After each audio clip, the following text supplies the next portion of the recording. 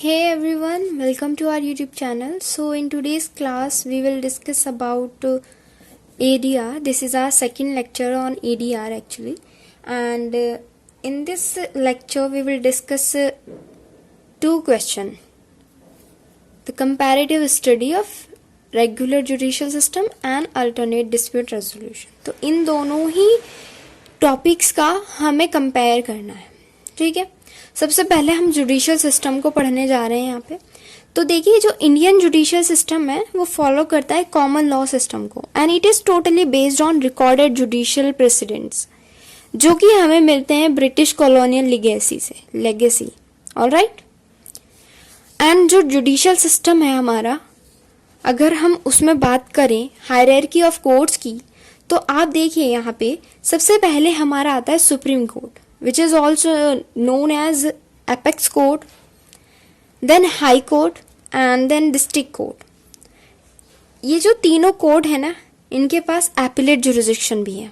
Alright, यानी कि ये वाला जो डिस्ट्रिक्ट कोर्ट है, इनके नीचे की जितने भी कोर्ट्स आएंगे उसकी उन सब की अपील इनके पास जा सकती है। फिर आती है लोक अदालत, देन ट्रिब्यूनल्स। नेक्स्ट चीज हम यहाँ देखते हैं कि जो judicial authority of supreme court है, ये हमें मिलती है आर्टिकल 141 एंड 144 के अंतर्गत, ठीक है। टू टाइप्स ऑफ कोर्ट्स होती हैं, सिविल कोर्ट होती है एंड क्रिमिनल कोर्ट होती है। क्रिमिनल कोर्ट की अगर हम बात करें तो हाई कोर्ट हो गया, कोर्ट ऑफ सेशन हो गया, जुडिशियल मजिस्ट्रेट की कोर्ट हो गई एंड मेट्रोपॉलिटन मजिस्ट्रेट की कोर्ट हो गई। तो ये जो क्रिमिनल कोर्ट्स का क्लासिफिकेशन है, ये हमें सीआरपीसी में दिया हुआ है। उसकी सेक्शन 6 क्लासिफिकेशन की बात करती है, जहाँ पे 4 तरीके की कोर्ट्स हमें पढ़ने को मिलती हैं।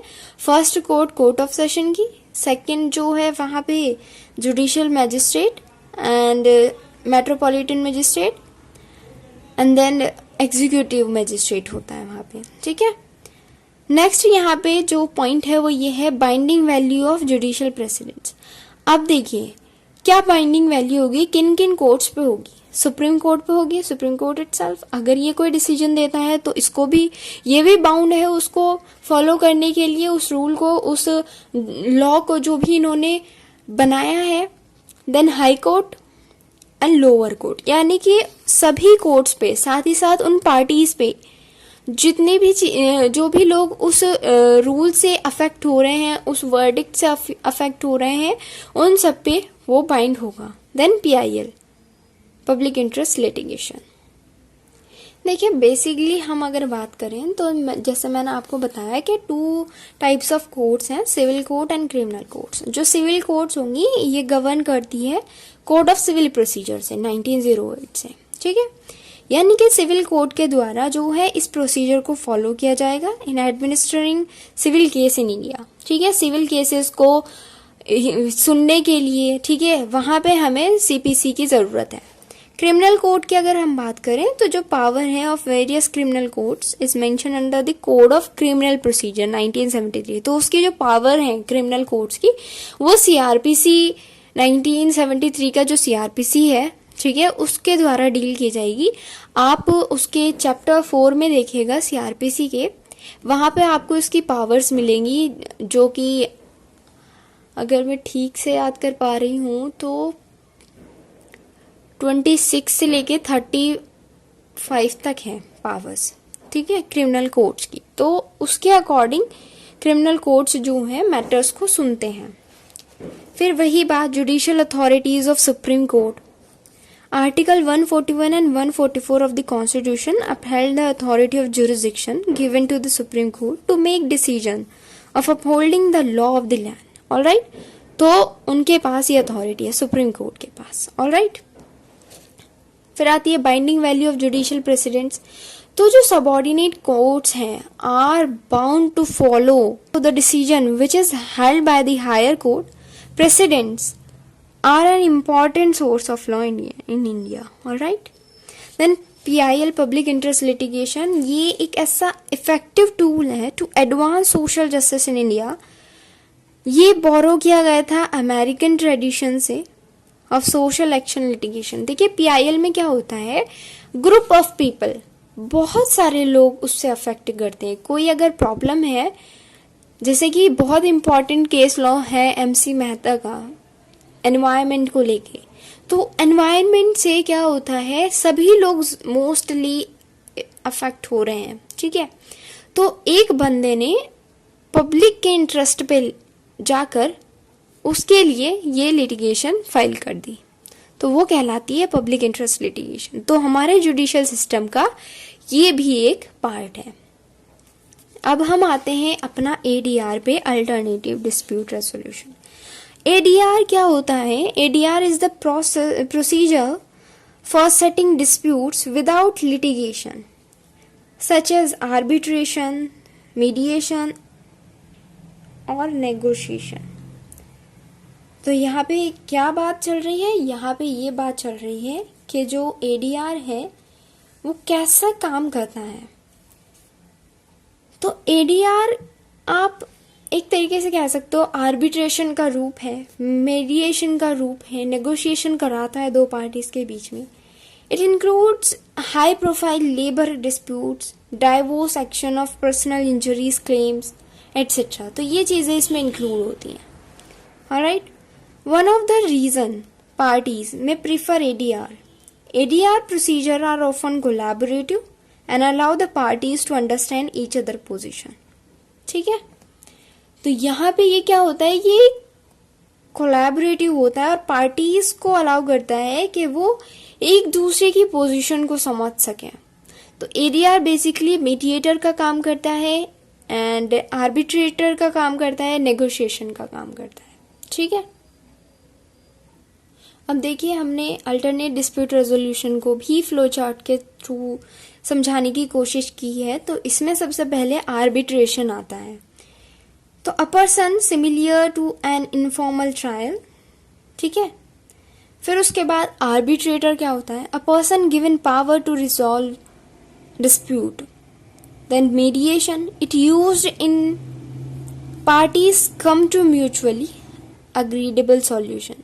पार्टीज जो है म्यूचुअली क्या करती हैं, उसको सॉल्व कर लेती हैं डिस्प्यूट को, म्यूचुअल कंसेंट पे बेस्ड होता है। बाइंडिंग एंड नॉन बाइंडिंग क्या है यहाँ पे? बाइंडिंग जो है, रूलिंग पार्टीज मस्ट अबाइड और नॉट दे अग्री। तो जो यहाँ पे क्या होगा, पार्टीज जो हैं फॉलो करेंगी, भले ही वो अग्री नहीं है उस पे, तो उसके जो अवार्ड दिया जाएगा, ठीक है, उसको वो क्या करेंगी, फॉलो करेंगी। नॉन बाइंडिंग की अगर हम बात करें तो रूलिंग पार्टीज में चूज टू इग्नोर, वो इसको इग्नोर भी कर सकती हैं। ठीक है, मतलब अगर कोई पार्टीज बाउंड है कुछ करने के लिए, किसी लाइबिलिटी से, किसी राइट से, तो अगर वो उसको इग्नोर करती है, ठीक है, तो तब यहाँ पे वो कंडीशन आ जाएगी। हियरिंग क्या होगी यहाँ पे? तो ये एक ऐसी प्रोसीडिंग होती है in which evidence and agreement are presented who will issue ruling. ठीक है, अब डिस्प्यूट जो होंगे ADR में, अल्टरनेट डिस्प्यूट रेजोल्यूशन में, वो कैसे डिस्प्यूट आते हैं इसमें?